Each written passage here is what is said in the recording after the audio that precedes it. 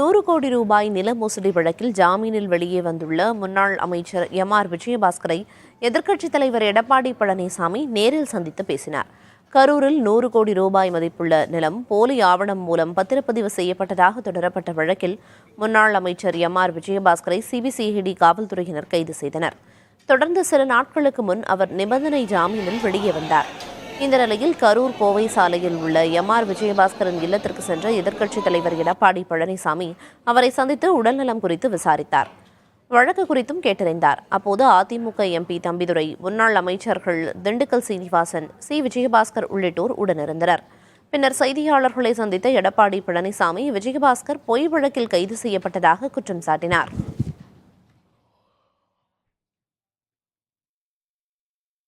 இந்த வழக்கை பொறுத்த வரைக்கும் இந்த இடத்திற்கும் அவருக்கும் சம்பந்தம் இல்லாத ஒருவரை வேண்டுமென்றே திட்டமிட்டு திமுக அமைச்சர் இன்றைக்கு சிறையில இருக்கின்ற காரணத்தினால் அதை மறைப்பதற்கு வேண்டுமென்றே திட்டமிட்டு எங்களுடைய இயக்கத்தைச் சேர்ந்த கரூர் மாவட்ட கழக சகோதரர் விஜயபாஸ்கர் அவர்களை கைது செய்திருக்கின்றார். இது கண்டனத்துக்குரியது.